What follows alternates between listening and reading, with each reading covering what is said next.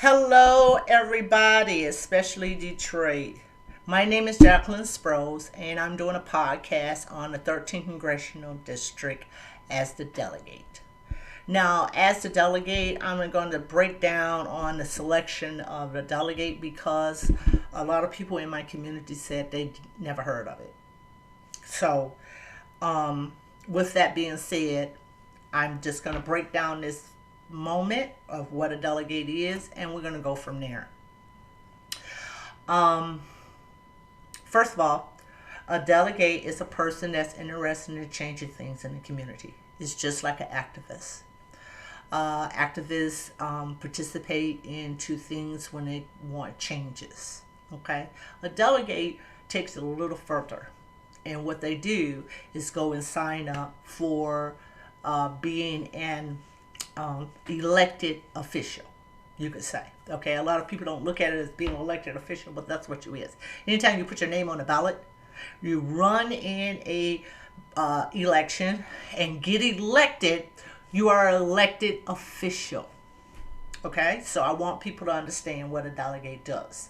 A precinct delegate is a voice for your community. That's why it's precinct. That's why they have it in that kind of perspective. Okay, and what the precinct delegate does is more than just petition for votes.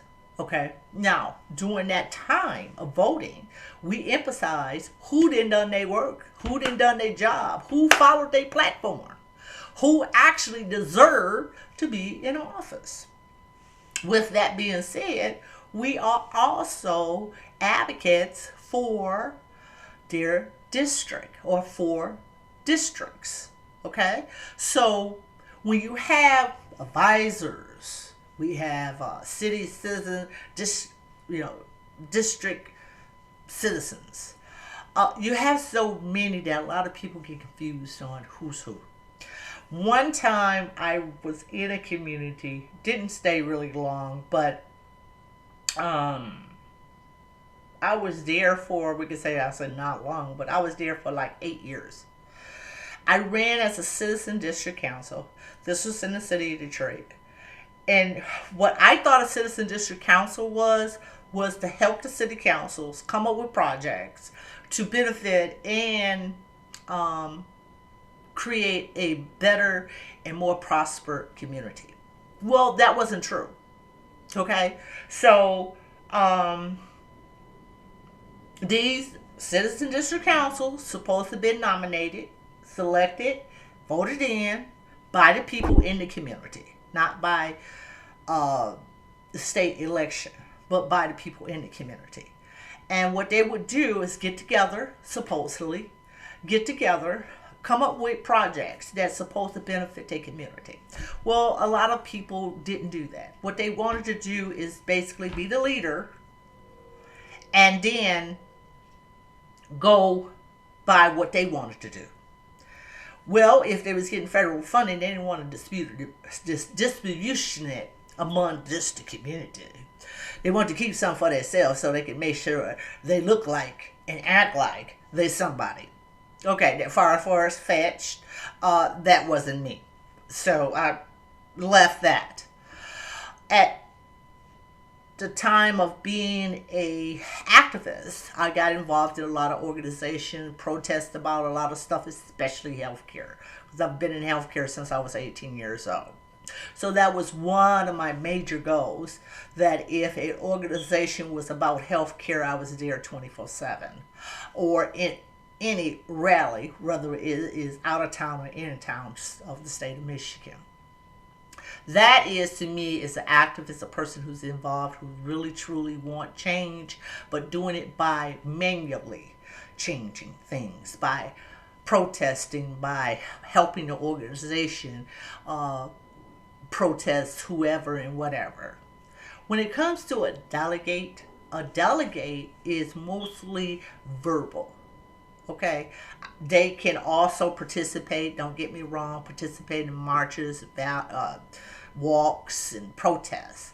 But most of the delegates who put their name on an elected ballot to run as an elected delegate is more towards the political side of things. That means that they want to verbally and strategize physically when it comes to implementing different things in the community.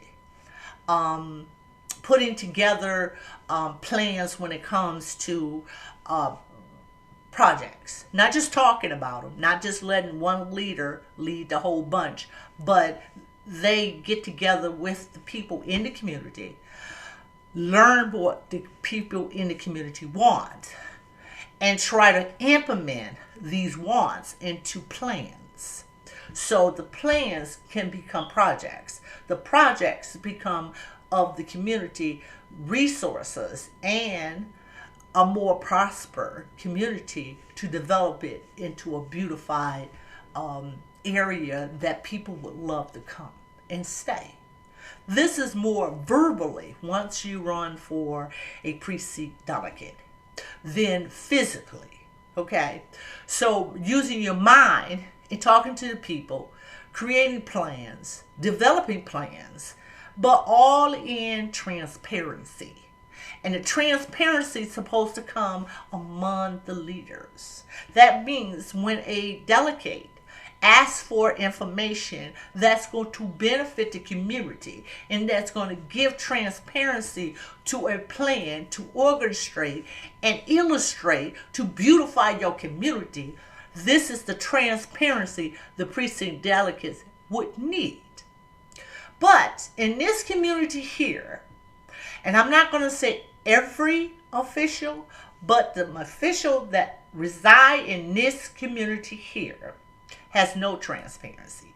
The transparency to her is sending out a agenda that she created, not agenda for the people or the people put in their emphasize in or perspective. What she created, which is a long little newsletter, you could say, with different sections put out through the city county program or the city website, Detroit City's website.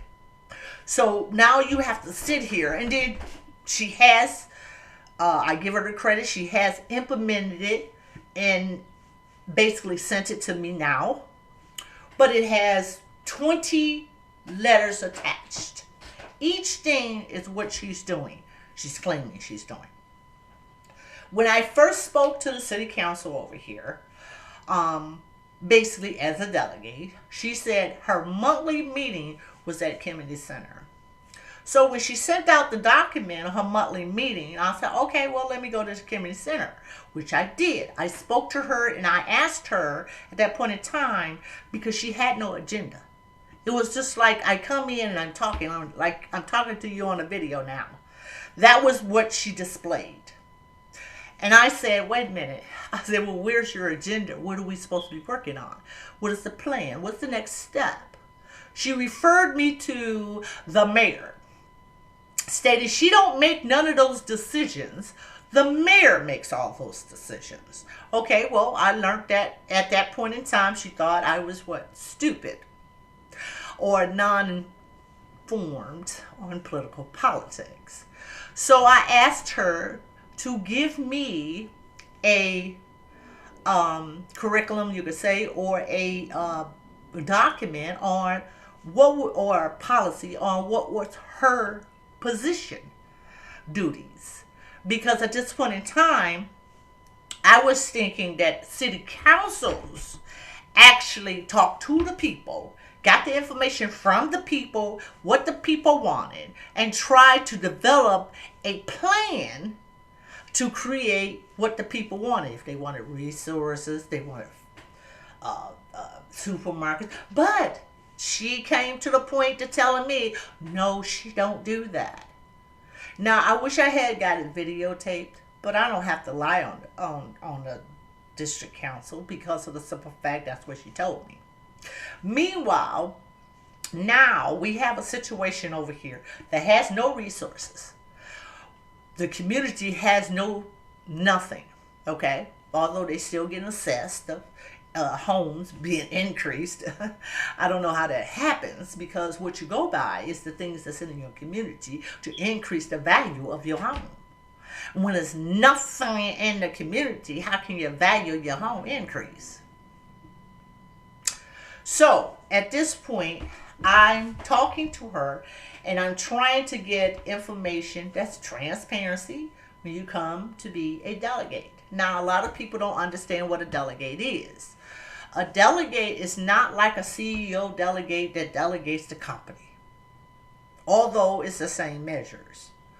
A delegate puts their name on an elected official document, signs an affidavit that says, yes, I want to speak up for my community.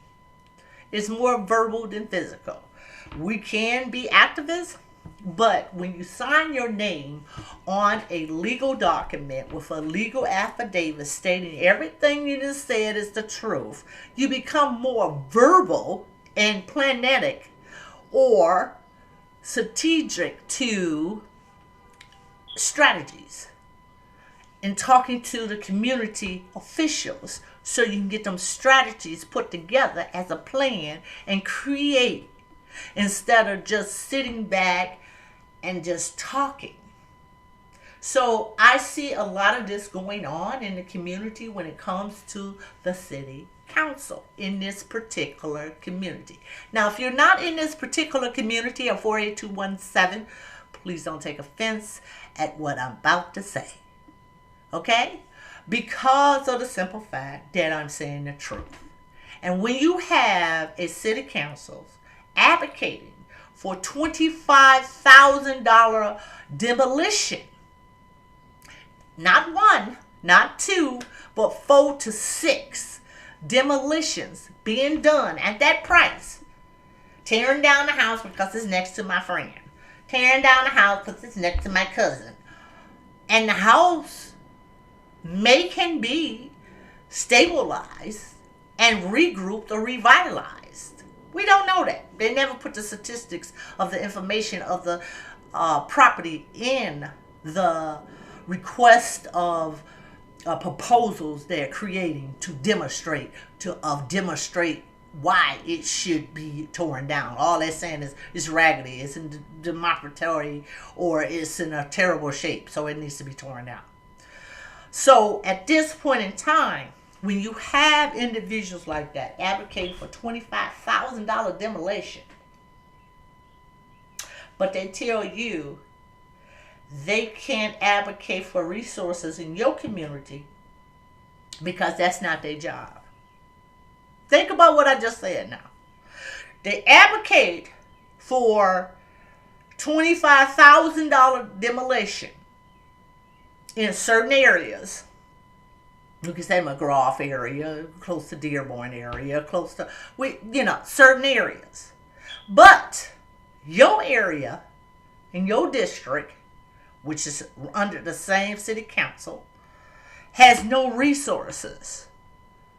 But your value of your home keep going up and up. Value of your home. Taxes keep going up and up and up. The assessment on the homes should be or is by the assessment of the area. That's how your home, or your property increase, right? By the assessment. They have to assess certain things in your community to say, well, your community is thriving. It's prospering. So your taxes increase. That's how most people do this, right? With layman's terms, right? Local common sense. But when you have nothing in your community is not prospering, your community don't have no jobs because you have nothing in there. You have no resource to bring jobs, right? Commodity, it brings in money. When you have resources, when you have new things, instead of apartments that they're saying that is affordable. And I would like to know how they did their statistics of affordable. Because $1,200 a month to a person on disability is not affordable. But you still have people trying to advocate, which is precinct delegates, trying to be transparency, trying to get transparency from the local officials. When you have a local official that's supposed to be a Detroit City Council and they're not advocating for your community, meanwhile, you're taking your money that you want to prosper in your community and it's going to someone else's community. Every time you have to go to a store, you're going 5 or 10 miles to someone else's community to use $50 to $100 to put in their community and in their stores. Meanwhile, you have nothing in your stores or nothing as a store in your community.